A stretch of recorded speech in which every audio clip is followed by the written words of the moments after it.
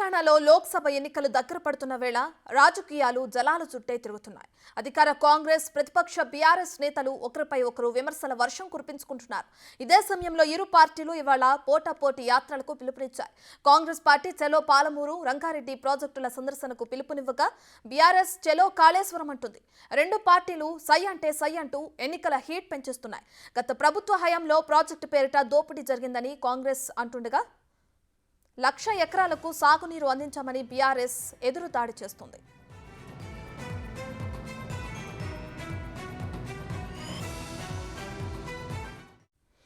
Right, ఇదే అంశానికి సంబంధించి మరింత సమాచారాన్ని మా ప్రతినిధి శంకర్ అందిస్తారు. సో శంకర్, అటు బీఆర్ఎస్ కాంగ్రెస్ ఈ రెండు పార్టీల నేతలు పలు ప్రాజెక్టులను సందర్శించడానికి సై అంటే సై అంటున్నాయి. దీనికి సంబంధించిన పూర్తి డీటెయిల్స్ ఏంటి?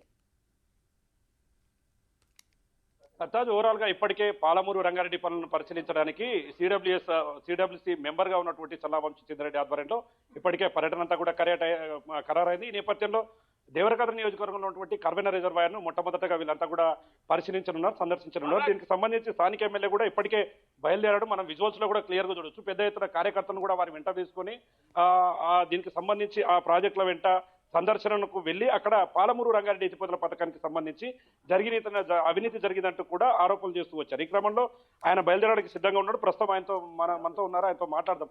అన్న, ఆల్రెడీ మీరు మూవ్ అయినట్టున్నారు, ఏం చెప్పబోతున్నారు, ఏం చేయదలుచుకున్నారు, పర్యటన ఏ విధంగా ఉండబోతుంది? ఈ వాస్తవాలు ప్రజలకు తెలియజేయాలని ఈరోజు పాలమూరు రంగారెడ్డి విజిట్ పెట్టుకున్నాము. ఎందుకంటే 10 సంవత్సరాలుగా ప్రజలను మోసం చేసి బుకాయింపుతోన అబద్ధపు మాటలతోన తెలంగాణ ప్రజలను మోసం చేసి కూడా ఈరోజు మళ్ళా మేము మేడిగడ్డకు పోతున్నాము, దుబాయ్ పోతున్నాము, బొంబాయి పోతున్నాం అని చెప్పేసి ప్రజలను మోసం చేసే ప్రయత్నం చేస్తున్నారు బీఆర్ఎస్ పార్టీ నాయకులు. మీకు అసలు మీరు చేసిన తప్పులు కప్పిపుచ్చుకోవడానికి ఈరోజు మేడిగడ్డ ప్రోగ్రాం పెట్టుకున్నారు కదా. నేను అంటా ఉన్నా, చేసింది మీ తప్పులన్నీ కూడా స్పష్టంగా మేం కాదు, మేము అంటే అధికారంలో ఉన్నాం కాబట్టి మేము చూపిస్తున్నామని కాదు, వాస్తవాలు నిపుణులు చెప్పారు.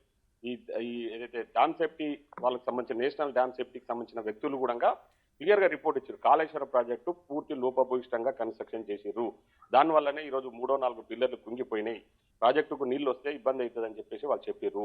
మేము నేషనల్ డ్యామ్ సేఫ్టీ చెప్పిన దాని ప్రకారం మేము నడుచుకుంటామని చెప్పేసి మా ఇరిగేషన్ శాఖ మంత్రి గారు, అదేవిధంగా మా గౌరవ ముఖ్యమంత్రి గారు కూడా చెప్పడం జరిగింది. అయినా కూడా చేసిన దొంగతనాలు, చేసిన తప్పులు కప్పిపుచ్చుకోవడానికి చెరో మేడిగడ్డ అని చెప్పి ప్రోగ్రాం పెట్టుకున్నారు కదా. నేను అంటా ఉన్నా, మీరు మేడిగడ్డ కాకపోవాల్సింది మీరు ఎర్రగడ్డకు పోయి ట్రీట్మెంట్ చేయించుకోండి. ఫస్ట్ మీ మైండ్ సెట్ చేసుకోండి. ఎందుకంటే మిమ్మల్ని ఓడగొట్టి బుద్ధి చెప్పి ఇంట్లో కూర్చోబెట్టినా ఇంకా మీరు అహంకారంతో మేమే ఇంకా అధికారంలో ఉన్నామనే ఆలోచనతో ధోరణితోన మీరు వ్యవహరిస్తా ఉన్నారు. ఈరోజు పాలమూరు రంగారెడ్డికి మేము పోతా ఉన్న విషయాలు ఏంటంటే, మాజీ ముఖ్యమంత్రి కేసీఆర్ గారు 2015లో శంకుస్థాపన చేసిన పాలమూరు రంగారెడ్డి 3 సంవత్సరాల పూర్తి చేస్తున్న వ్యక్తి 8 సంవత్సరాలైనా పూర్తి చేయకుండా ఎక్కడి పనులు అక్కడనే పెండింగ్ ఉన్నాయి. దాదాపు ఇప్పటికీ 28,012 కోట్లు ఖర్చు చేసి ఆ ప్రాజెక్ట్ కోసం 1 ఎకరాకు నీళ్ళు ఇయ్యలే.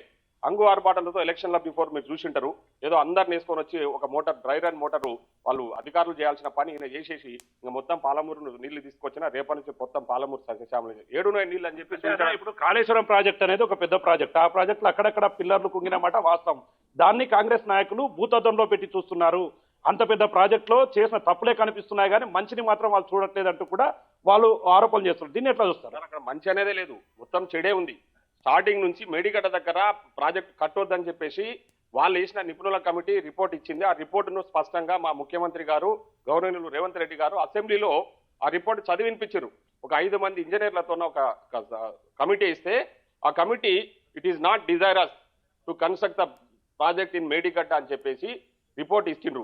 ఆ రిపోర్టును పక్కకు పడేసేసి కేసీఆర్ గారు ఆయన సొంత తెలివితేటలతో ఆయన ఒక గొప్ప ఇంజనీర్ లాగా ఆయన ఎవరి మాటలు వినకుండా కట్టిండు కాబట్టి ఈరోజు కాళేశ్వరం గతి పట్టింది. ఈరోజు మేము కట్టిన ప్రాజెక్టులు ఉన్నాయి, నాగార్జున సాగర్ కానీ, దూరాల ప్రాజెక్టు కానీ ఉన్నాయి. ఈరోజు కాళేశ్వరం ప్రాజెక్టు పరిస్థితి చూస్తే ఏముందాడా? 3 పిల్లర్లు కాదు, మొత్తం కూలిపోయే పరిస్థితి ఉందాడా? అధికారులు చెప్పింది మేం చెప్పింది కాదు, అది నిపుణులు చెప్పింది మేం చెప్పింది కాదు.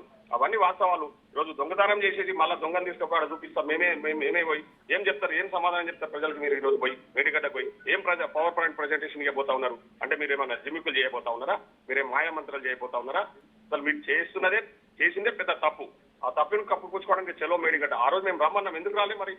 ఆ రోజు మాతో పాటు మీరు వచ్చినంటే వాస్తవాలు ఏమున్నాయి, దాన్ని ఎట్లా సరి చేసుకుందామని మా ముఖ్యమంత్రి గారు చాలా స్పష్టంగా, దయచేసి మీరు కూడా మాతో పాటు రండి, ఆడ ఉన్న సమస్యలు ఏంటివి, ఆ సమస్యలను ఏ విధంగా పరిష్కరించుకుందాము, ఈ రాష్ట్ర ప్రజలకు ఏ విధంగా మనం మేలు చేద్దామని చెప్పేసి మా ముఖ్యమంత్రి గారు అసెంబ్లీలో రమ్మన్నాడు.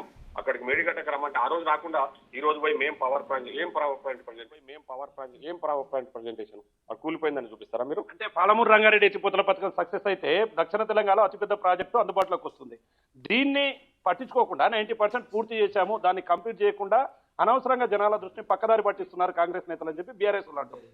సార్ మేము అదే చెప్తా ఉన్నాం కదా. ఈ రోజు మేము దాదాపు 33 సీట్లు ఇక్కడ దక్షిణ తెలంగాణ ఎందుకు గెలుచుకున్నాము. ఇక్కడ మహబూబ్నగర్లో 12 సీట్లు కానీ, ఖమ్మంలో 10 సీట్లు కానీ, నల్లగొండలో 11 సీట్లు కాంగ్రెస్ పార్టీ ఎందుకు గెలవగలిగింది? మీరు బీఆర్ఎస్ వాళ్ళు దక్షిణ తెలంగాణను పూర్తిగా వివక్షకు గురి చేశారు, ఈ ప్రాజెక్టులను పట్టించుకోలే. నేను చెప్తా ఉన్నది అదే కదా. 2015 శంకుస్థాపన చేసిండు పాలమూరు రంగారెడ్డి కేసీఆర్ గారు. 3 సంవత్సరాల్లో పూర్తి చేస్తున్నాడు, 8 సంవత్సరాల్లో పూర్తి కాలేదు, చుక్క నీరు ఇవ్వట్లేదు. 28,000 కోట్ల ఖర్చు పెట్టి ఎక్కడి పనులు అక్కడనే ఉన్నాయి. నార్లాపూర్ దగ్గర పనులు పెండింగ్ ఉన్నాయి, ఏదుట్ల దగ్గర పనులు పెండింగ్ ఉన్నాయి, వట్టెం దగ్గర పనులు పెండింగ్ ఉన్నాయి, కరువెనెల పెండింగ్ ఉన్నాయి, అదేవిధంగా ఉద్దండపూర్ దగ్గర కూడా పెండింగ్ ఉన్నాయి. లక్ష్మీదేవి కాడ అయితే అసలు పనే స్టార్ట్ కాలేదు, ల్యాండ్ అక్విజిషన్ కూడా కాలేదు. ఇంకా ఒక ప్రధాన సమస్య నిన్నమన నేను అధికారులతో రివ్యూ చేసినప్పుడు చూస్తే కరువెన ప్రాజెక్టు నా నియోజకవర్గంలో కరువెన ప్రాజెక్టు కింద మెయిన్ కెనాలకు ల్యాండ్ అక్విజిషన్ కూడా చేయలేదు ఈ దుర్మార్గులు. ఆ రోజు ప్రాజెక్టు స్టార్ట్ చేయబడే సైమల్టేనియస్ గా ల్యాండ్ అక్విజిషన్ చేసింటే మెయిన్ కెనాల్ కు ఈ రోజు రేట్లు తక్కువ ఉంటుండే, అప్పుడు ల్యాండ్స్ వస్తూ ఉండే. ఇప్పుడు రేట్లు పెరిగిపోయినాయి, ల్యాండ్స్ అక్వైర్ చేయడం కూడా పెద్ద సమస్యగా మారిపోయింది.